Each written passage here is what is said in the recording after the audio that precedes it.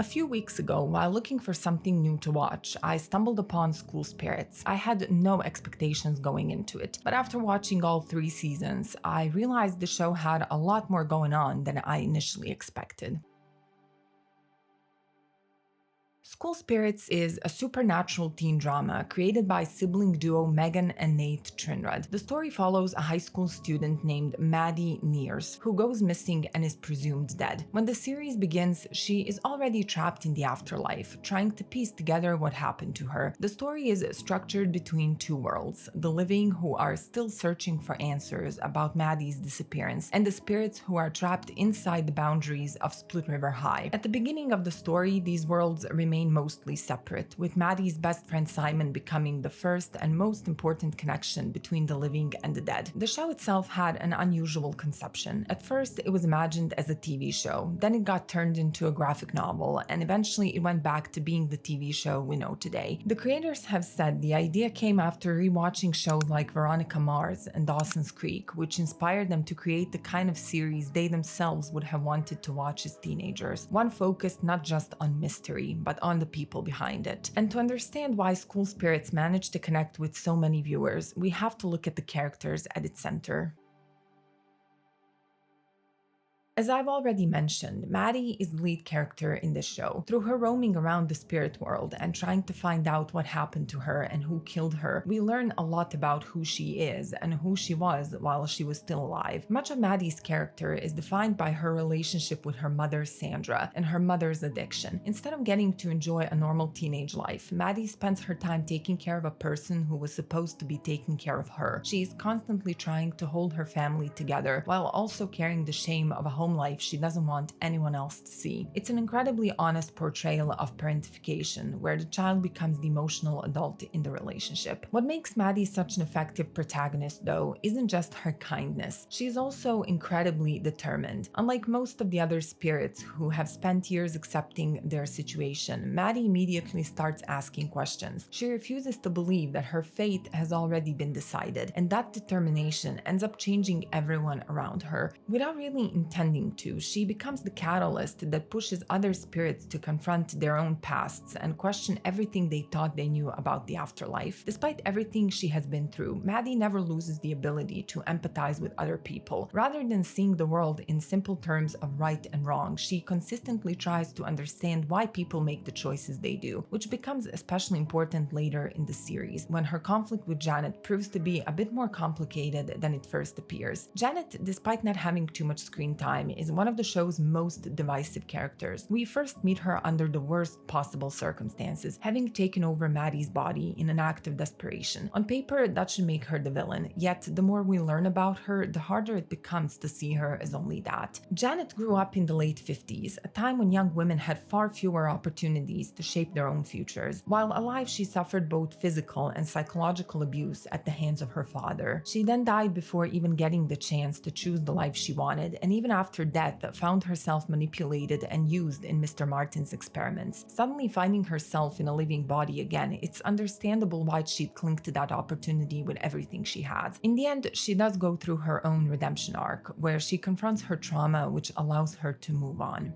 If Maddie is the emotional center of the story, Simon is the person who keeps that story moving. His connection to Maddie is what allows the mystery to continue, and his grief becomes so overwhelming that he's eventually able to see beyond the veil and communicate with her. Season 3 reveals that Simon was adopted, and while the show, at least so far, doesn't spend an enormous amount of time exploring it, I do think it adds another layer to his character. It helps explain why his relationship with Maddie feels so deep. At the same time, Simon isn't perfect. He is incredibly loyal, but that loyalty often turns into tunnel vision. He can be jealous and judgmental toward people like Xavier, Claire, Wally, and even Nicole, because in his mind, everything comes second to finding Maddie. That's both his greatest strength and his biggest flaw. His willingness to sacrifice everything for her is admirable, but it also blinds him to the people around him. The show occasionally hints that Simon's feelings for Maddie might be romantic, but personally, I prefer seeing them as lifelong friends. Television doesn't doesn't often allow a young man and a young woman to simply love each other platonically without eventually turning that relationship into romance. Their bond is already extraordinary. Simon's ability to see Maddie despite the barrier between life and death, and her willingness to go the extra mile just to save him from the afterlife, is proof enough of how much they mean to each other. To me, that friendship is powerful enough without needing to become something else. Interestingly, Simon's importance to the story also became a topic of discussion outside of the show itself. Recently, Paramount submitted the cast of School Spirits for Emmy consideration. While peytonlist being submitted as the female lead makes complete sense, the decision to submit milomanheim as the male lead raised some questions among fans. If the show were looking for an actual male lead whose importance is rooted in the story itself, Simon would arguably be the more natural choice. None of this, of course, takes away from Wally's importance to the story. Wally is created to be a stereotypical 80s high school jock, but the more time you spend with him, the more you realize how much he's changed since he died. One of my favorite moments is when he admits that had he been alive at the same time as Charlie, he probably would have bullied him. It's such a small moment, but it says everything about who Wally has become. He's willing to acknowledge the person he used to be instead of pretending he was always good. Death didn't stop him from growing. If anything, it gave him time to become more empathetic than he ever was in life. Wally and Maddie's romance is quite unusual, especially if we remember that Wally died 40 years ago and is basically a 60-year-old based on his birth year. But despite of that, I'm genuinely curious where the writers intend to take this to. I understand why they connect emotionally, but as things currently stand, I struggle to imagine a satisfying ending for them. Wally doesn't strike me as someone who would ever steal another person's body simply to stay with Maddie, and the alternative would require Maddie to give up the very life she spent 2 seasons trying to reclaim. Maybe the tragedy is the point, but I'm interested to see how the series resolves that impossible situation. The rest of the supporting cast deserves recognition as well, even if I won't go through each character individually. Claire in particular undergoes a really drastic transformation among the living characters. She goes from the stereotypical mean popular girl to someone who proves herself to be compassionate, loyal, and willing to risk everything for the people she cares about. The spirits each represent different forms of grief, shame, and unfinished lives. Charlie never got the chance to openly be himself or be with the person he loved while he was alive, but fortunately he was able to do so in the afterlife. Rhonda struggled with trust after the betrayal that ended her life. Quinn refused to let other people define who they should be. Each of them carried emotional wounds that extended far beyond the way they died. The show's first antagonist was Mr. Martin. For years he pretended to be a mentor and a guide for many of the spirits, seemingly helping them cross over. What sets him apart from the rest is that he's haunted not only by what happened to him, but by the choices he made himself. He's driven by his obsession with the afterlife, guilt over his past, and a constant fear of losing control. Despite everything he does, though, he's not simply evil. He rarely acts out of cruelty for its own sake. Instead, his greatest flaw is his inability to admit he was wrong until his choices had already hurt countless other people. Only then does he finally take responsibility for his actions, setting him on the path toward redemption. Mr. Martin spent years avoiding the one thing every spirit eventually has to confront, and that brings me to one of my favorite concepts in the entire show: the scars.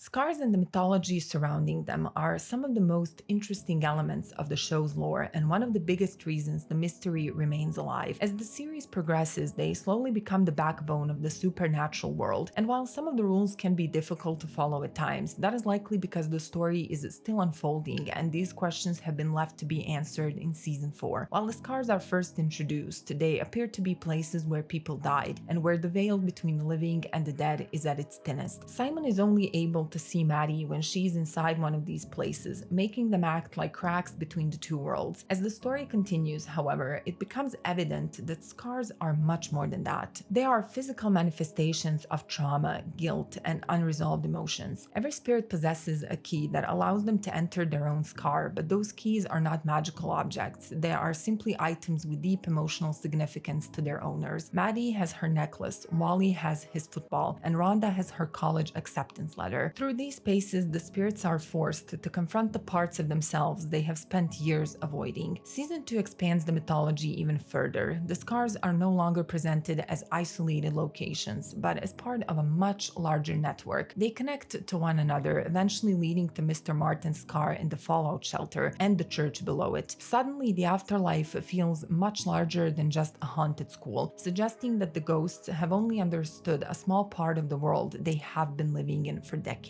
Then season 3 flips everything on its head again. The glowing door that everyone believed represented finally moving on, instead leads to an entirely new place, a mysterious forest the writers call the ley lines, where spirits can become trapped inside false memories and slowly lose their sense of who they are. However, season 3 also introduces several new questions about how these rules actually work. Wally continues wearing Maddie's necklace even after passing through the door, despite objects normally resetting in the spirit world throughout the series. Whether that was simply a visual choice or something that will become important later remains unclear. The spirits who are forgotten at the hospital became trapped after the foundry building that once stood there collapsed, causing them to lose the ability to cross over. Meanwhile, the fire at Split River High, while admittedly not destroying the building, appears to have had the opposite effect by breaking the boundary that had confined the school spirits for decades. Whether the spirits can now leave completely or if the boundaries have simply changed remains unclear, but it opens up many possibilities, including exploring places and people connected to their lives before that. At the same time, Van Height's ability to move between locations, Maddie's visions, and the growing connection between the hospital, the church, and the school suggest that all of these places are part of the same supernatural system. The show also leaves questions about how much the living world knows about these forces. How is Claire's stepfather connected to all of this? Does he understand who Van Height really is? And how much does he know about the supernatural events happening around Split River? Rather than answering every question, season 3 deliberately broadens the mythology. What exactly is the forest? Is it another layer of the afterlife, another version of Split River, or something else entirely? Can spirits who passed through the door even return? Or were Maddie and Simon only able to do so because they're still alive? These are the kinds of questions that make me interested in seeing where the mythology goes next, and hopefully season 4 spends as much time answering as it does introducing new mysteries.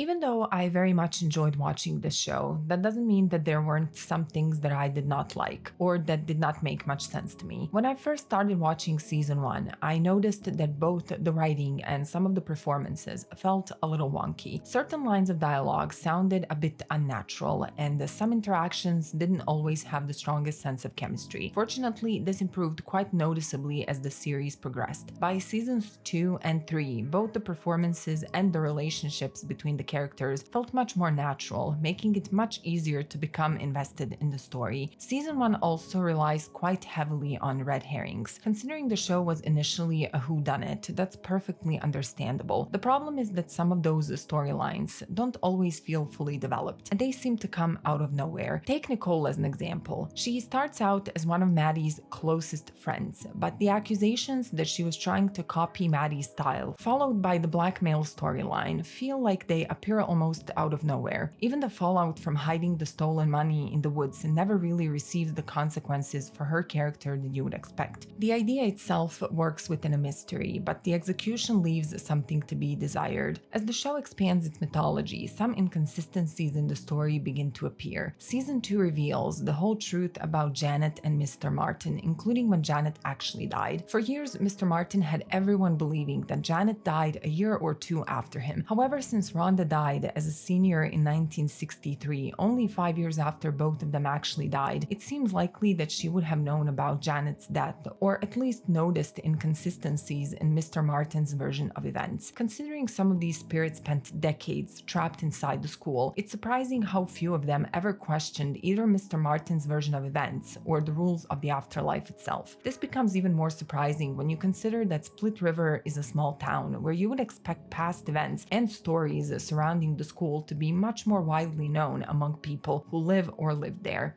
Another pattern I noticed is that the show often introduces characters as if they're going to become the next major villain, only to later reveal that they're victims themselves. Janet, Mr. Martin, and the white-eyed priest are all examples of this. It's an interesting way of reminding the audience not to judge characters too quickly, but after a while, it also becomes somewhat predictable. Going into season 4, it makes me wonder whether Van Height will finally break that pattern or end up being another misunderstood character. Despite these criticisms, none of them were enough to ruin the experience for me. In fact, there are quite a few things the show consistently does well. A lot of mystery TV shows struggle with pacing, but School Spirits manages to find a good balance. While the show does leave many questions unanswered, the wait never becomes too frustrating because we are constantly learning more about the lore and the world it is building. The soundtrack in this show is excellent, featuring a lot of great artists, and it's often used to reflect what the characters are feeling inside, rather than just filling the background. It reminds me a lot of the way Yellow Jackets uses music to strengthen emotional moments. Another detail I really appreciated is the episode titles. Across all 3 seasons, they're filled with references to iconic films and television shows, such as My So-Called Life, Jennifer's Body, The Breakfast Club, and many others. It's a small touch, but it makes it obvious that the people behind the show genuinely appreciate the genre they're working in. Taken together, these strengths and weaknesses paint a fairly clear picture of what School Spirits is trying to be. It doesn't always get everything right, but it's a show that continues to improve as it goes, and more often than not, its strengths outweigh its shortcomings.